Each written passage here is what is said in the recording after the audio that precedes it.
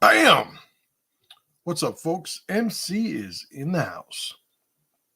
My name is Justin Garcia, also known as Master Chim, and welcome to the Warrior Stream. I am here every Wednesday at noon Eastern Standard Time, and I am streaming right now on a couple of Facebook pages, X, and YouTube. Do me a favor, if you guys are checking this out, give me a shout from where you're watching. It obviously helps the algorithm, but it also lets me know that you guys are fucking paying attention. I enjoy doing this, and I'm not going to stop. So those of you that are in it with me, I want to give a little bit of shout and shine too. So we got, all right, the usual suspects in the house. My man Jesse, what's going on? Corey, Jamie, what's up? Good to see you guys. Those of you that are watching right now that have not gotten onto my John Wiley in the house. What's up, brother man? Those of you that are watching that are on my email list and have not been getting my emails, do me a favor and let me know in the chat whether you are getting my emails every day or not. If you're not on my email list, then it'd be weird if you did get my emails. But if you are on the list and not getting them, let me know. If you're on the list and have been getting them, let me know. Joe Brown, what's up, brother man? Good to see you.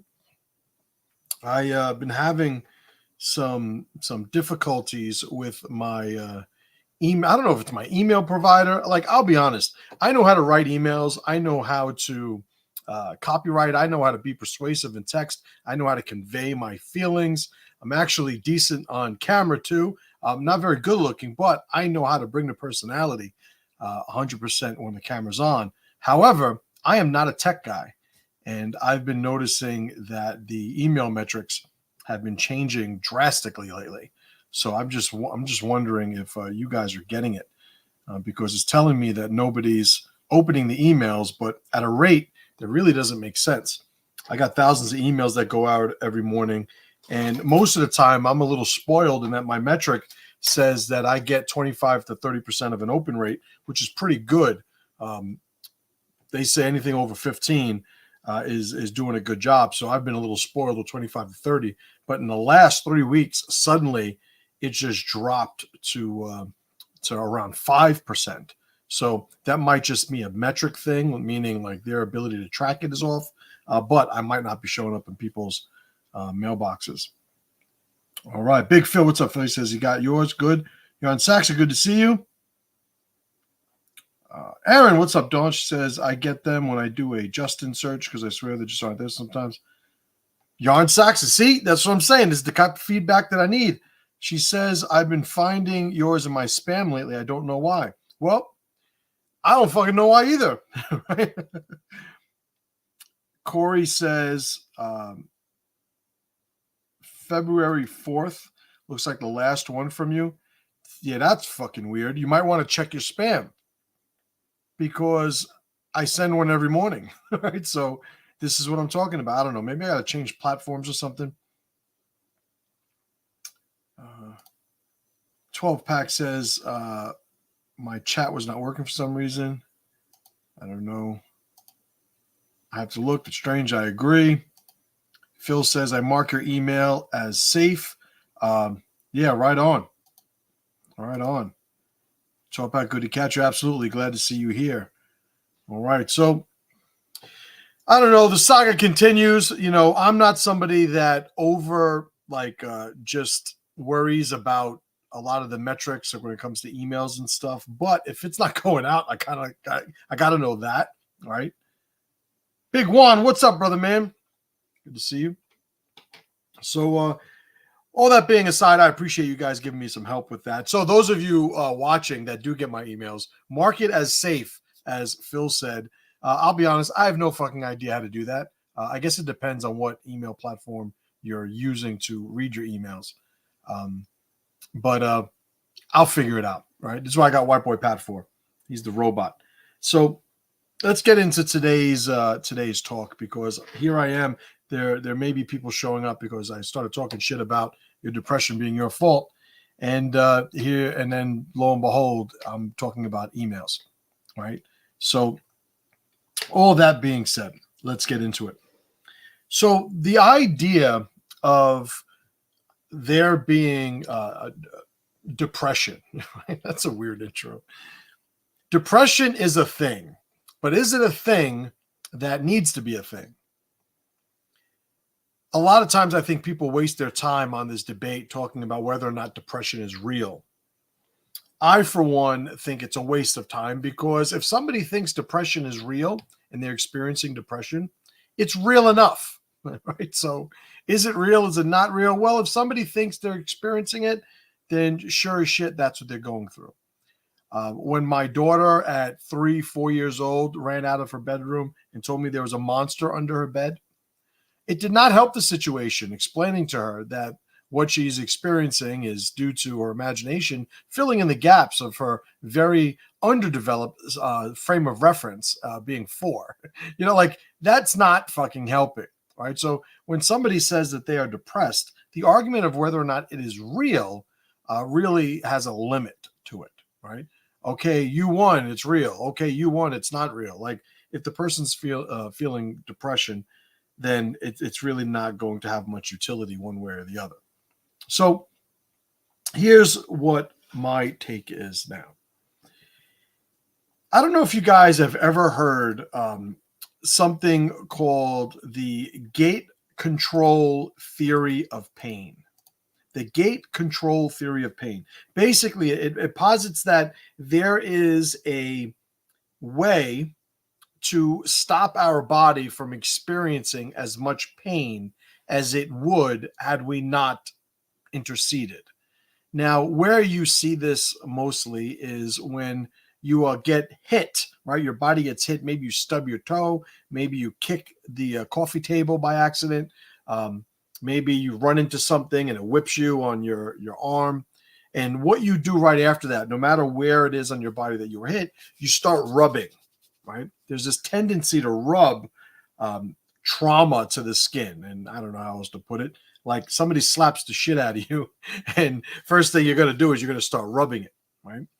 The idea is the gate control theory of pain says that by doing that, basically what we're doing is we are reducing the amount of signal we are sending to our central nervous system to experience pain by basically overstimulating those receptors that would be sending that message. So by rubbing it, we reduce the total pain that we're feeling.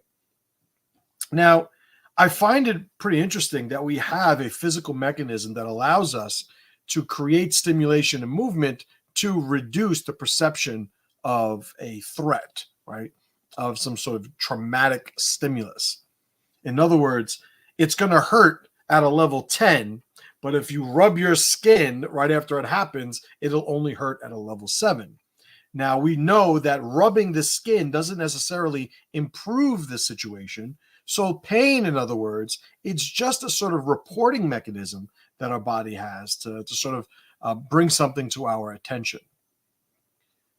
Very similarly, I think that when we look at depression, there is so much more control where it's affecting people than people want to realize, acknowledge, or attempt to try and get control.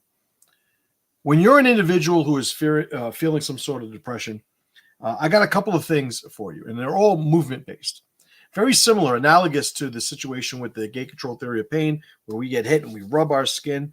When we are feeling something that we would classify as depression, if somebody were to ask us, or we would ask ourselves, is this what depression feels like? Am I currently depressed about this thing? I think it doesn't take much to be equipped with the ability to answer that question authentically to oneself.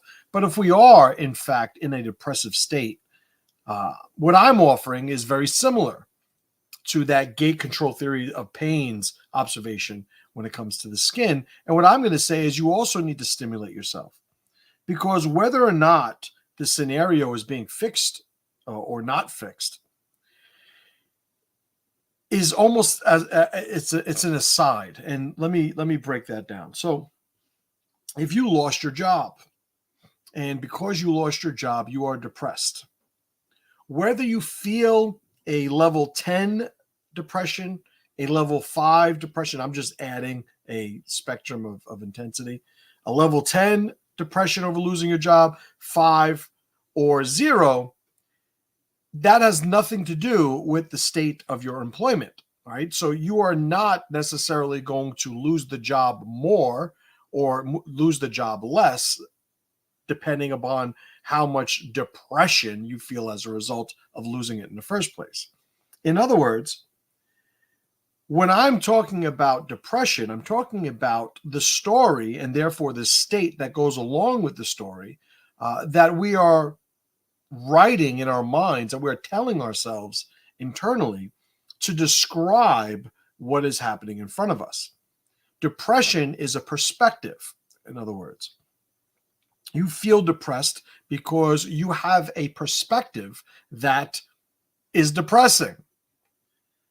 When we move, and there's 2, maybe 3 ways that we can move, but when we move, we stop ourselves from having the bandwidth and the time to make that story more pronounced, to make that story more sophisticated, to overlap or internalize that story more.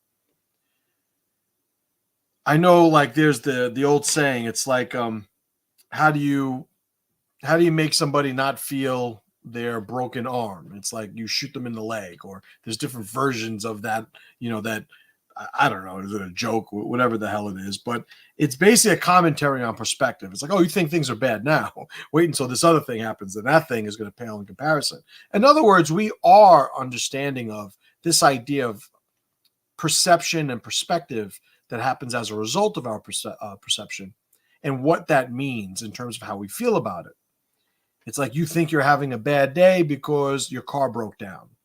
And then you find out somebody that you really care about just found out they have cancer. It's like, are you supposed to feel guilty for feeling bad or being depressed about your car not working when faced with this other news? And I would say no. Like, guilt, like it's almost just as bad as depression. The idea of it is we have to understand ultimately what the root causes are that are prompting us to feel negatively about, because it's almost like a psychological pain, right?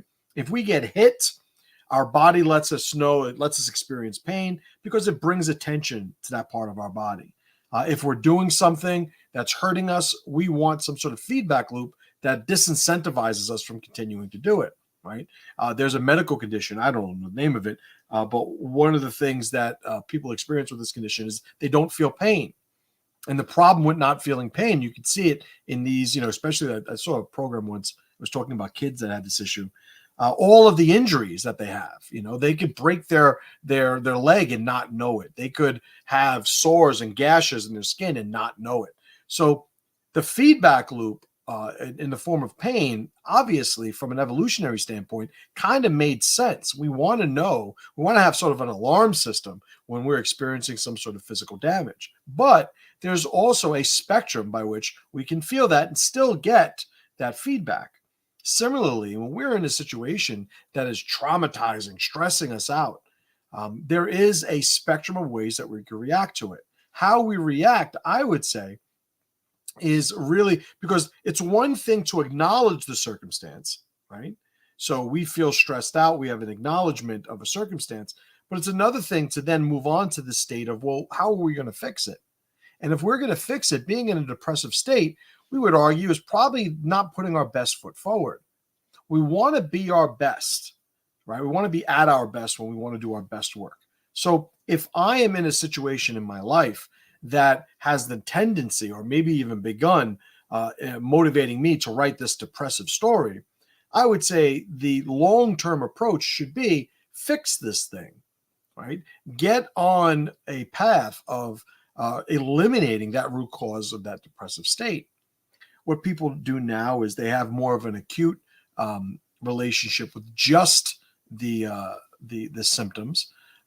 They will be in a situation, they will be depressed, they will go and get some sort of medication to be depressed, to not be depressed. There are other people who are in a situation, they get depressed, they will distract themselves with something that alters their state. The phenomenon of teens cutting themselves and the sort of distractive stimulus that provides for kids who are going through this existential crisis early on, as so many adolescents do to different extents. None of it actually deals with the problem at hand. So what I'm saying is, if you are in a situation where the tendency is to have, or to experience this depressive state, there is the onus is on you to move. The onus is on you to actually do something to remind your body it is not defined by that story that it is telling itself. There are constructive and destructive ways to do that. I gave you a couple examples of what I would consider to be destructive habits. Now, those of you that may be on some sort of anti-anxiety medication or antidepressant medication, I'm not a doctor, right? And all that stuff that goes along with that. However, I will say that there is a concept that I coined a few years back called the reachable rung.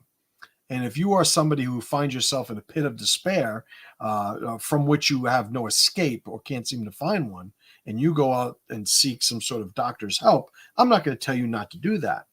But I will tell you that that should be the reason I call it the reachable rung is because we're on a ladder and the next rung is too far out of our grasp. So we create a reachable rung that we can continue to move. But obviously, the metaphor and analogy of the ladder means that as soon as we grab that reachable rung, it's not going to take long before we have to let it go, right? So you've taken these antidepressants to get out of the state. And I would say to get this movement back in your mental, sort of processes. But how long are you going to take it for? Are you going to just say, well, this is me now. I'm somebody who needs these things.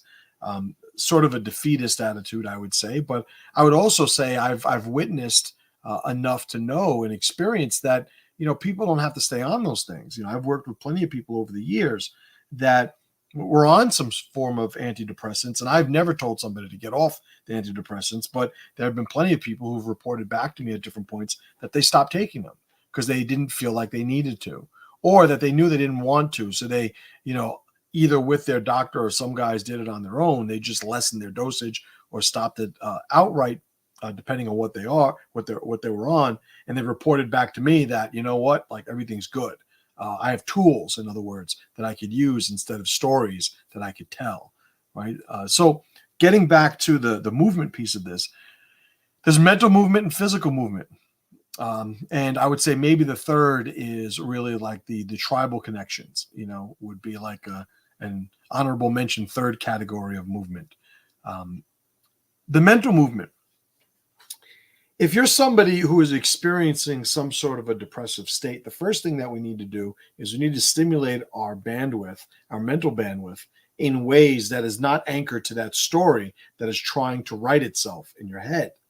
You need to expose yourself to stimulation that requires a significant percentage of your bandwidth to dedicate toward it, whether it's some sort of intellectual issue or some sort of creative outlet or something that basically recruits the capability of your mind and does not allow it to have the bandwidth left over to continue holding on to or writing that depressive story, right? So the mental movement is, you have to find something to get your mind on that is productive. The other part of that, or the other type of movement, is obviously the physical movement. We have so many mechanisms in our body that once we engage it, it has a tendency to heal itself, right? Like a self-cleaning oven. I don't know how self-cleaning ovens work, but in my mind, they work like that. Basically, when you move your body is going to make itself feel better, right? And there's hormonal support, neurotransmitter support. There's all sorts of associations that we build with positive states when we start moving.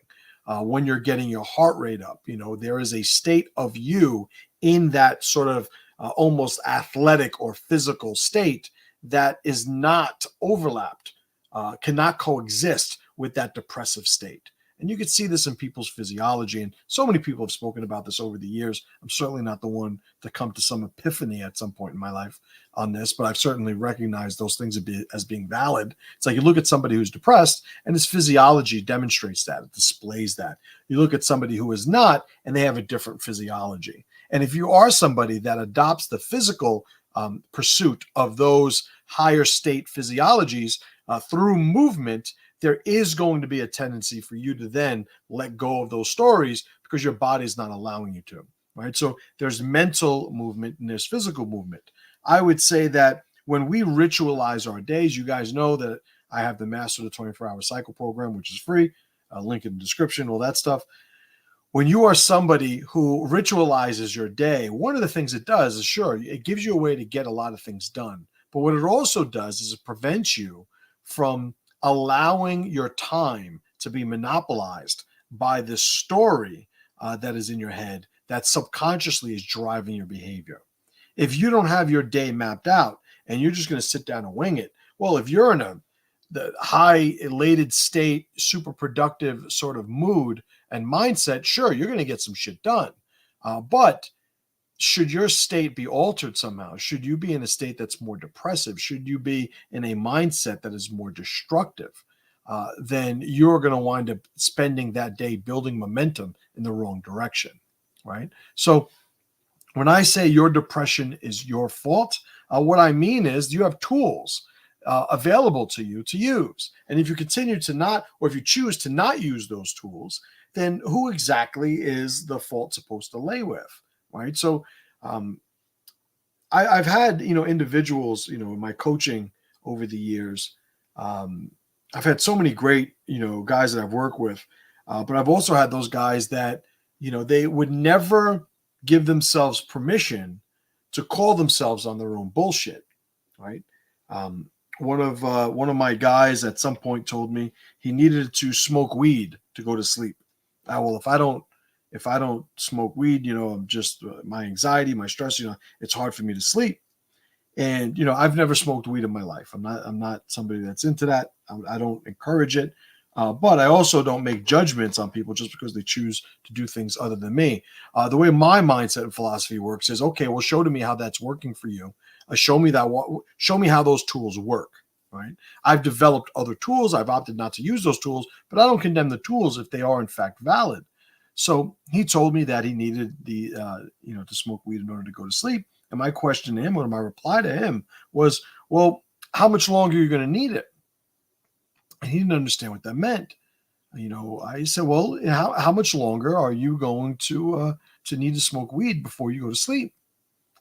And he said, well, I don't, obviously he didn't have an end game. He didn't have an exit strategy, and I explained to him, I said, well, to the best of my knowledge, the human body, right? The human physiology does not require marijuana in order to go to sleep, right? So if this is the reachable rung, when are you going to let it go? What's the plan to let it go? Because if there's no plan to let it go, why would you ever do it?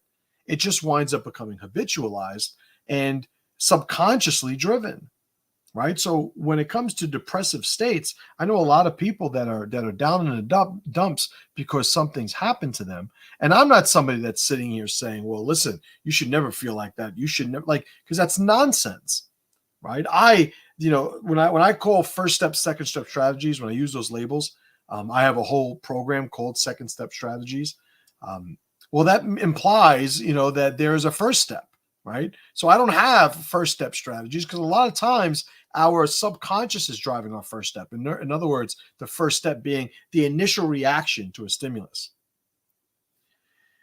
Here I am, almost 50 years old, born and raised in New York, been out of New York, living in Pennsylvania for, 6-7 years now.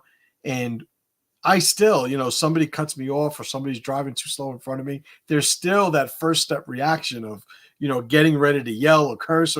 But then I have the second step strategy that catches that, and puts me back on track. So I'm never going to sit here and say you should never feel a certain way. I will say that the tendency to feel that way will lessen over time when you install this entire philosophy and run it, over, a course of some time. However, whether you react first step functionally or not, the second step is still available for you to change. And if you're somebody who finds that they are entering a depressive state, or just at some point just acknowledges, wakes up to the fact that you're in a depressive state, well, now it's like, okay, you have a job to do, and it's up to you whether or not you want to do it. And at the lowest level, meaning when you feel like the weight of the world is on your shoulders and you are in, like I use that phrase, that dark pit of despair. It can be hard to do something. I'm going to go for a hike, or I'm going to write a poem, or I'm going to do something like, so I get it. Sometimes you're just in that hole. In which case I would say, well, you have to do the minimal thing that puts you in a direction that you could build momentum toward. Maybe it's, if you're in your room, maybe it's leaving your room. Maybe it's taking a cold shower. Maybe it's opening your window. Maybe it's listening to a happy song that you would prefer not to, but you're going to do it anyway. Maybe it's going to the mirror by yourself and putting on the silliest, stupidest face and seeing if you could stop yourself from laughing. Like, it doesn't matter the scale at which you are looking to move in this direction. It's that you are building that momentum to eventually get out of that depressive state. Now, if somebody says, well, listen, I can't do that. I can't. Well, yeah, well, you go and find help. But help now becomes that thing, that minimal effort thing that represents some momentum that can be built upon.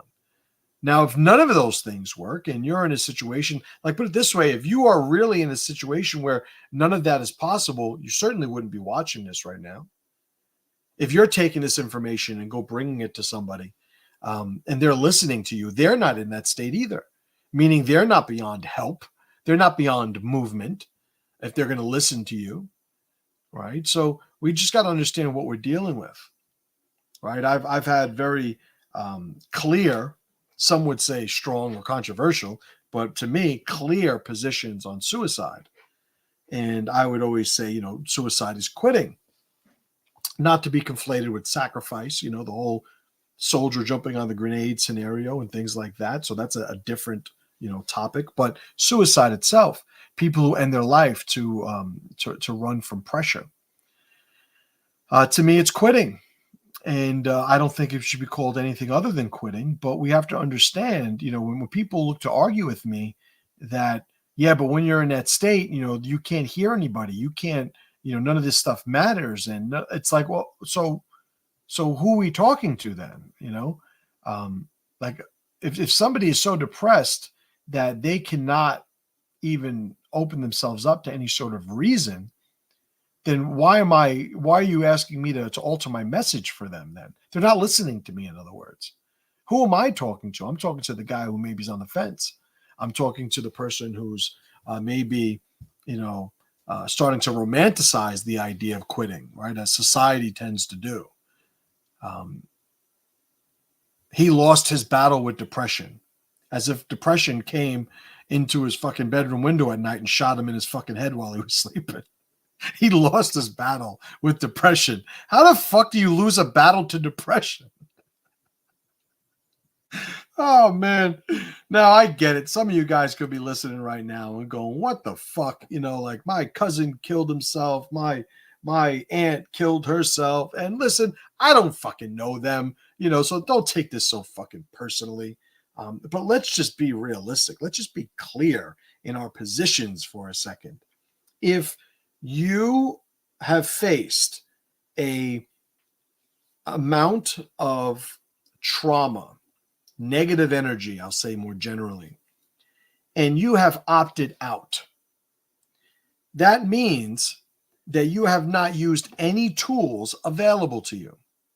And if you're not using the tools, it's like if I've worked with people who have lost businesses, prior to working with me. And one of the things that I will bring up to them, it's like when they are now getting on that same path of not a lack of implementation, because that's usually the one thing that gets people. They don't want to do the things they're supposed to do. And then there's a consequence. It's like, yeah, well, your business went under. Like, what do you expect to happen? You're not doing the things that you're supposed to be doing to keep it afloat, as if there's a sort of level of entitlement with some of those people. But bringing that example and connecting it analogously to somebody who's opting out, it's like as soon as you realize that you are on the path to depression, you have tools available to you. I just gave you a whole bunch just today. Go stimulate your brain, go move your body, go put yourself in front of other people.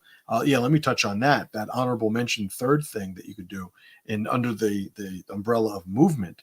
It's like you could move your connections. Get away from people who look at everything like it's about to collapse. You know, there is a sort of a pre-framed victimization in some people's philosophy, where they wake up every day waiting for something to fuck them over. They wake up every day waiting for somebody to betray them, something to break, something to go missing, something to be stolen from them, and it's a point where, in order to be functional, when your philosophy is pulling you down, takes a lot of energy to be functional, right? So these people, when you come into contact with them, just to maintain your state, they're sort of pulling on you. It's like if you're walking down the street with your buddy and your buddy grabs your jacket, right, and starts like bringing his legs off the floor and sagging you, and your body starts sagging because he's yanked, and you got to like you balance your body and sort of correct it takes a lot of energy, it takes a lot of strength. Sometimes being around certain people, it's just too expensive energy wise, and you wind up running out, and then you succumb to the same bullshit, right? And maybe you don't become depressed, but you are certainly being negatively affected. Your state's being negatively affected unnecessarily, right? When I come into contact with people, there are certain individuals that like I know I really shouldn't be around if I want this alliance to stay functional, which sounds counterintuitive. But what I'm specifically, when I am coaching, right, in the martial arts, I am much better with more experienced students than I am with rank beginners. Now, it does not mean that I'm not an effective instructor to beginners, but teaching beginners costs me more energy. I'd much rather delegate that to somebody who is much more overlapped with who he has to be to teach beginners and it not cost them energy, right? It doesn't take much for me when teaching beginners in jiu-jitsu to get to the point where I'm asking them if they're retarded, and probably not the best formula for getting somebody to fall in love with jujitsu or jujitsu at one of my academies, right? So what do? I try to not, teach those classes a lot. When I am in contact, I, give them everything that they need, but I know that it's at an expense that's just not sustainable for me. So what's the whole point of this example? You're going to have people in your life that for some reason you feel compelled to stay connected to. And all those people do is cost you energy. All these people do is waste so much of the energy that comes out of your efforts that you're just sitting there spinning your wheels. You're not getting anywhere. And, the tendency is to blame a lot of other things. And maybe your level of experience or exposure just has you, conclude that these other things are responsible for where you're at in life. But let me be the guy to snap you out of it and tell you these are the things that are affecting you, the things I'm talking about today. Are you mentally stimulating yourself? Are you moving every day? Are you surrounding yourself with people who add energy, to being connected to them? Again, shameless plug for my free program, Master the 24-Hour Cycle. I talk about a lot of these concepts. I'm not somebody that looks to have a 1 year, 5 year, 10-year plan, 20-year plan. I understand the futility at some level of scale because it's just going to be abstract. What am I talking about? I'm talking about own your day. If you can't own your day, what's lower than a day in scale? Let's say a moment, right? So let's say the moment. Let's say you're in a really, really fucked up state. You just got some bad news and you're hyperventilating. You're about to have a panic attack. I don't think anybody is going to help you by coming up to you and going, "Hey, remember your yearly plan." Like, "Hey, 9 more years, and we're gonna get those 10-year goals down." All right, you have to stay focused. Like, no, everybody's going to talk about in the moment. Everybody's going to reduce the scale and the perspective that they're speaking from to the moment because that's what's relevant. So it's just breathe, sit down. Do you need some water? Don't worry about it. You're not alone. Like whatever it is. The scale that we're going to deal with it identifies itself in those types of scenarios. So what's the point of me even bringing this up? Because I understand that people sometimes get lost in high level of scales, that they fail to control the lower level of scales. It's why I chose the 24-hour cycle. It's like you don't have to master a 1-year plan. You have to master your day. Once you've mastered your day, then you could start creating some direction at a weekly, monthly, yearly, and beyond level of scale.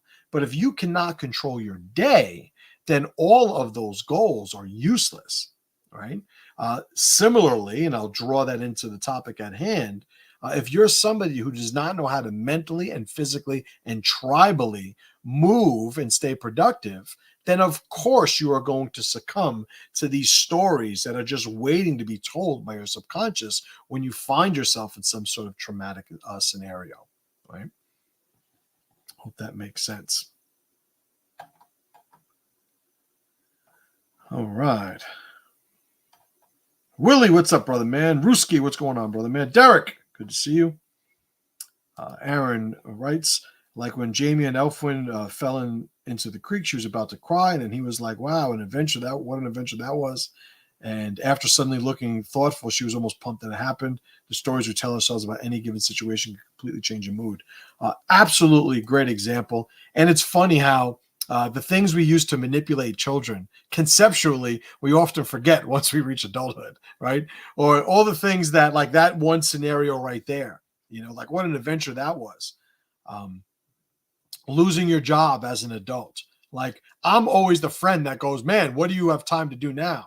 Or what's next on the adventure, right? So that chapter's closed. What's the next chapter going to look like? It's just a matter of perspective. And why would we ever want to create a perspective that did not have us as the most powerful version of ourselves that can be? Just doesn't make any logical sense.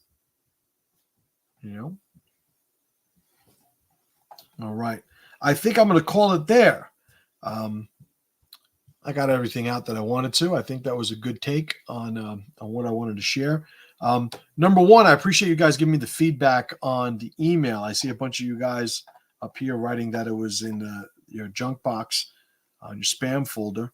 I do appreciate that. So those of you guys listening, if you haven't been getting my emails, I send one every day. I promise you. Just make sure that you go check your spam filter and mark it as safe, or I think that's what Phil said earlier.